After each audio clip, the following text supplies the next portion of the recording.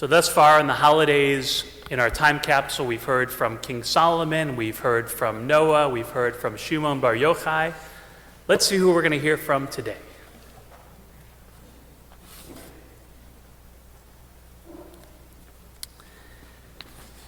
Dear Jews of the future, my name is Golda Meir, but you may know me as the Iron Lady of Israeli politics. In case you don't remember me, I've included a picture. Oh, it's stuck in there. Oh, here it is. Oh.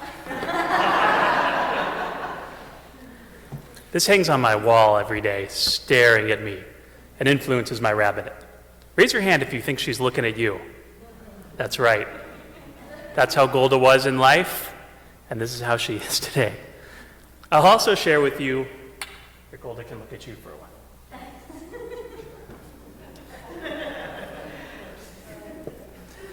I'll also share that, not that I'm the one who's been writing the letters from Solomon and Noah and everything, but this letter is actually almost entirely Golda's words.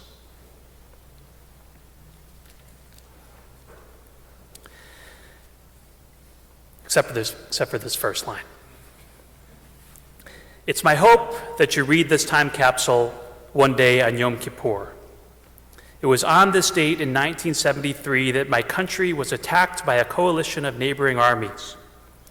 As Prime Minister of Israel, I was responsible for the defense of my country, the protection of my people, and ensuring the future of Jews in our promised land. I have been a Zionist since I was born. Why? Because above all, this country is our own. Nobody has to get up in the morning and worry what his neighbors think of him. Being a Jew is no problem here, but our land comes with a price. For instance, we're not the only people in the world who've had difficulties with neighbors. That has happened to many. We are the only country in the world whose neighbors do not say, we are going to war because we want a certain piece of land from Israel, or waterways, or anything of that kind. We're the only people in the world where our neighbors openly announce they just won't have us there. And they will not give up fighting, and they will not give up war as long as we remain alive. Our neighbors surprised us on this day with an attack on the holiest day of the year.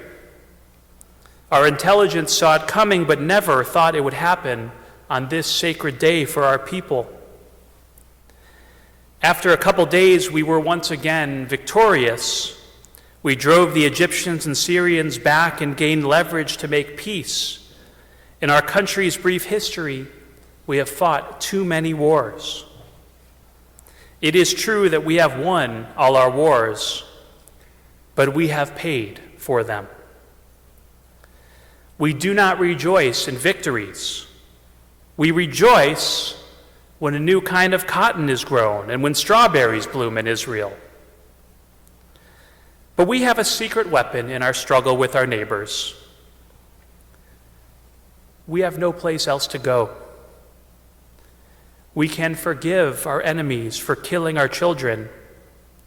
We cannot forgive them for forcing us to kill theirs. We will only have peace when they love their children more than they hate us. This day has not yet come in my lifetime. I hope it comes in yours. So this is the crux of the problem. It isn't anything concrete they want from us. That's why it doesn't make sense when people say, give up this and give up the other place, give up the Golan Heights. For instance, what happened when we were not in the Golan Heights? We were not in the Golan Heights before 1967, and for 19 years, Syria had guns up there and shot at our agricultural settlements below. We were not on the Golan Heights, so what if we give up the Golan Heights? Will they stop shooting? We were not in the Suez Canal when the war started. It is because Egypt and Syria and the other Arab countries refused to acquiesce to our existence. Therefore, there can be no compromise. They say we must be dead. We say we want to be alive. Between life and death, I don't know of a compromise. And that's why we have no choice. How long can this hatred remain? Why are we the only country that has to justify its existence? There is always hope. This is the anthem of our people. Hatikva, the hope. It is hope that kept our hearts focused on the East for 2,000 years of exile from our homeland.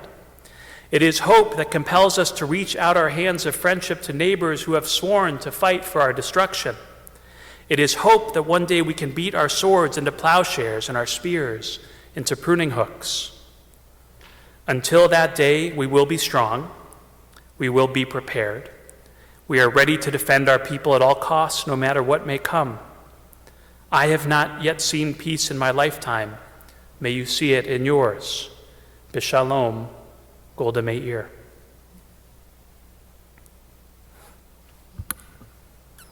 Now, if you're surprised that a painting like this could fit in the time capsule, then you'll be equally surprised that all the things I have to say about Israel would fit in a time capsule as well. But because it's Yom Kippur and we're fasting, I'm going to keep the letter brief. It feels like one of the eternal curses of the Jewish people is that the glass is always half full. We can't quite make it back to the Garden of Eden. We have so many ups and downs, and so often they occur simultaneously, especially when it comes to Israel. Let's start with the ups. This past year has seen Israel make peace with more Arab countries than we ever thought possible. In the first 72 years of Israel's history, only 2 Arab countries made peace with us, and both were out of necessity. Egypt made peace after losing a substantial amount of land to Israel in a war they started. And Jordan made peace because they needed help with security and water. Not only was peace elusive for these 72 years, it was forbidden. Since 1967, the Arab League Committee came together and issued the 3 no's: no peace, no negotiations, and no recognition of the state of Israel's right to exist. After decades of issuing olive branch after olive branch, in 5781, last year, right around this time, finally, Israel made peace with 4 more Arab states. 2 in the first 72 years, 4 in the past year. Now, what's been the result of this peace? The world hasn't ended. There's been increased cooperation on technology and medicine, tourism, trade. The economies are helping each other. And for the first time ever, there are examples to the Arab League showing that peace with Israel can benefit the entire region. Furthermore, with the glass half full, Israel has been at the forefront on the battle against COVID. Almost all of our citizens are vaccinated, and we are sharing our research with the world. We continue to lead the way in many aspects of innovation. However, with the glass half empty, we still face threats from our neighbors. Hamas terrorists send over incendiary balloons to start fires in our fields. Stabbing and car ramming attacks are a constant threat. Rocket attacks come in waves. Outside of Israel, we feel the effects of these attacks. Jews in America are facing an alarming rise in anti-Semitism. And it's always funny as a Jew to read experts say they can't quite point their finger as to what's causing the rise of anti-Semitism. We know, for Jews, it's a familiar story. Anti-Semitism has existed just about as long as we have. We've seen it rise up in every generation. We cannot hide from it, nor can it hide from us. And if you want to understand anti-Semitism in the year 5782, there is only one study we need to look at. Earlier in the year, I talked about this from the pulpit, but there was a lot of public discourse about an area called Sheikh Jarrah outside of Jerusalem. And the factual points of Sheikh Jarrah are very benign in most of the ways. It's a very small legal land dispute. But as you recall, American politicians, celebrities started to accuse Israel of things like ethnic cleansing, apartheid, genocide. The statistic that tells the story of anti-Semitism comes from a study that took place during the time that the media was focused on Sheikh Jarrah. During that time, there were clashes between Israelis and Palestinians. There were rockets being fired from Hamas to Israel. And during that time period of that clash between Israel and the Palestinians, the Anti-Defamation League reported a 75% increase in anti-Semitic acts in this country. Think about that for a second. It's not an increase in attacks against the Israeli embassy. It's not an increase in attacks at Israeli Americans. The attacks are coming against the Jews. We may wish that there's a distinction between anti-Israel and anti-Semitism, but for those who attack us, they see it as one and the same. It's Jewish students who are attacked on college campuses. It's those wearing kippot, yarmulkes in public that are being assaulted. They're not protesting a country or its actions. They're attacking us, the Jews, a religious group.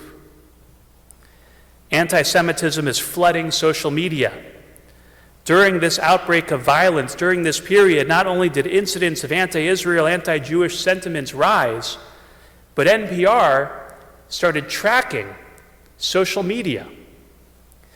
They tracked posts that were flagged for hate speech on the 5 main social media sites. And they discovered that while most reports of hate speech were taken down, of posts targeting the Jews, 84% remained.